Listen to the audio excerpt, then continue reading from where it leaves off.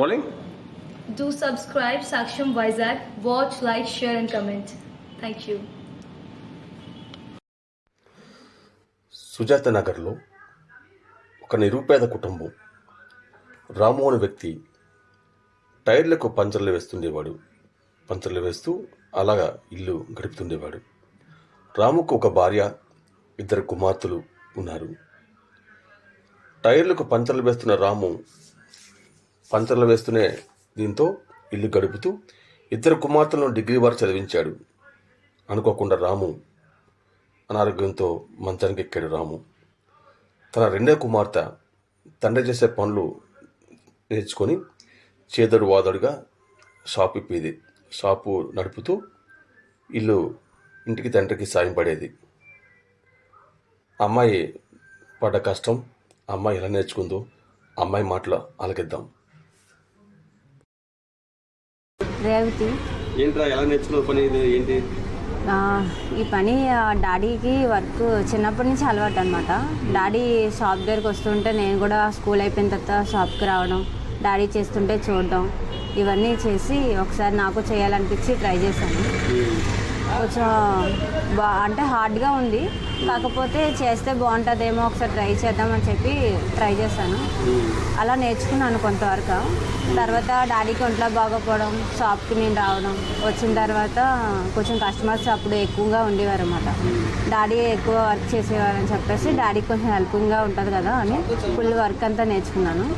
నేర్చుకున్న తర్వాత ఇంకా అలా డైలీ ఈవినింగ్ పూట స్కూల్ అయిపోయిన తర్వాత రావడం, షాప్ దగ్గర వర్క్ చేయడం, మళ్ళీ డాడీ నేను కలిసి ఇంటికి వెళ్ళిపోవడం, ఇవన్నీ అయ్యేవి అనమాట. ఇలా కరోనా టైంలో హెవీగా వెహికల్స్ రావడం ఇవన్నీ చూసి ఇంకా హెవీగా వర్క్ చేసి డాడీకి హెల్ప్ఫుల్గా చేదు బాగుంటుంది కదా అని చెప్పి చేస్తూ అలా నేర్చుకున్నాను అనమాట. ఆ తర్వాత ఒక ఇంటర్వ్యూలో నా ఇంటర్వ్యూ చూసి ఒక కంపెనీ నా దగ్గరికి వచ్చి ఆఫర్ చేశారన్నమాట. ఇప్పుడు నాకు ఆ కంపెనీ వాళ్ళు జాబ్ కూడా ఇచ్చారు. రాయల్ ఈవీ ఎలక్ట్రిక్ వెహికల్స్ అని ఒక కంపెనీ ఉంది. ఆ కంపెనీలో ఇప్పుడు నేను చక్కగా జాబ్ చేస్తున్నాను. అతను కూడా నాకు చాలా హెల్ప్ చేసి నా దగ్గరకు వచ్చి మరి జాబ్ నీకు ఉందమ్మా, లేడీస్ని ఎంకరేజ్ చేశారు ఆ సారు.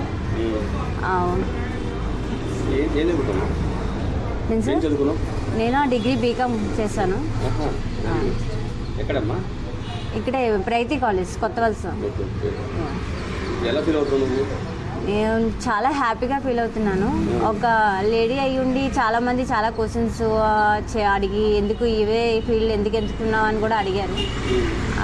మా ఇంట్లో పరిస్థితులు కొన్ని మా డాడీ చేసే దాన్ని బట్టి చూసుకొని మా డాడీ వర్క్ ఇదే కదా నేను ఎందుకు చేయకూడదని చెప్పి చేయడం స్టార్ట్ చేశాను అన్నమాట. ఈ వర్క్లో ఏమి హార్డ్ వర్కే కానీ బాగానే అనిపించింది. నేనైతే చాలా హ్యాపీగా ఫీల్ అవుతున్నాను. ఇలాంటి రంగాల్లో ఇంకా లేడీస్ ఇంకా చాలామంది ఉన్నారన్నమాట. వాళ్ళందరూ కూడా రావాలని, ఇలాంటి ఇంకా ఎన్నెన్నో చేయాలని హెల్ప్.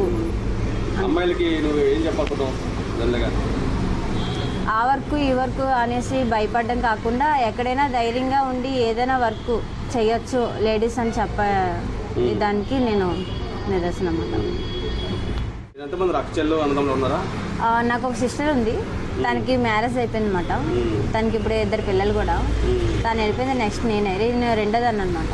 నాన్నకి చిన్న అమ్మాయిని. ఆ టైప్లోనే వస్తాను.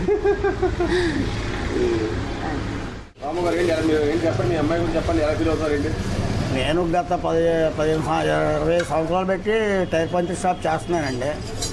అయితే అలాగ పాప నా స్కూల్ టైం అయిపోయాక నాకు అక్కడికి వచ్చేది, అలా నేర్చుకొని తను నాకు కొంచెం హెల్ప్గా చేసేది. ఆ తర్వాత నేను కొంచెం అనారోగ్యంతో ఉన్నప్పుడు కూడా తనే షాప్ ఇప్పి సొంతంగా నేను ఎంతవరకు చేసేవాడు తను అంతవరకు కూడా ఆ అమ్మాయి పనిచేసేది.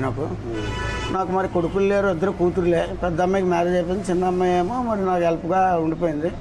ఈ వర్క్ చేయడం చూసి ఒక రాయల్ కంపెనీ వాళ్ళు వచ్చి, బ్యాటరీ బైక్స్ కంపెనీ వాళ్ళు వచ్చి అతను తీసుకుని వెళ్ళి జాబ్ ఇచ్చారు. అప్పుడు జాబ్ చేస్తుంది, అప్పుడప్పుడు నాకు హెల్ప్ చేస్తుంది. మరి కొడుకులు లేని లోటు మరి కూతురు నాకు తీర్చింది. మరి నా కూతురు తనే అని చెప్పేసి భావించుకొని హెల్ప్ చేయించుకుంటున్నాను. అది మంచి పనే కదా, ఇది చెడ పని కాదు కాబట్టి నేను కూడా కోఆపరేషన్ చేశాను. మన చేతిలో పని ఉంటే ఎప్పటికైనా పనికి వస్తుందమ్మా. అలాగని డిగ్రీ వరకు చదివించాను, అలాగనే అన్ఎడ్యుకేటెడ్గా ఉంచలేదు, చదివించాను. 2 అమ్మాయిలు డిగ్రీ బీకామ్ చేశారు. చేస్తూ వర్క్ చేస్తుంది అనమాట, నాకు హెల్ప్ చేస్తుంది కొడుకులాగా. అది కొడుకు లేని ఫీలింగ్ లేదు. కొడుకు లేని ఫీలింగే ఉంది. కొడుకులు ఉన్నారు, చేస్తారో చేయరో తెలియదు, కానీ కూతురు నాకు మాత్రం నాకు కొడుకు కంటే ఎక్కువ లేకుండా చేస్తుంది. అది అవతల జాబ్ చేస్తుంది, అవతల నాకు హెల్ప్ చేస్తుంది. నేను సిక్ అయినప్పుడు కూడా తను వచ్చి నా పని వర్కౌట్ మొత్తం చేస్తుంది. నేను ఎంతవరకు చేయగలను అంతవరకు తను కూడా చేసి హెల్ప్ చేసేదండి. అవును.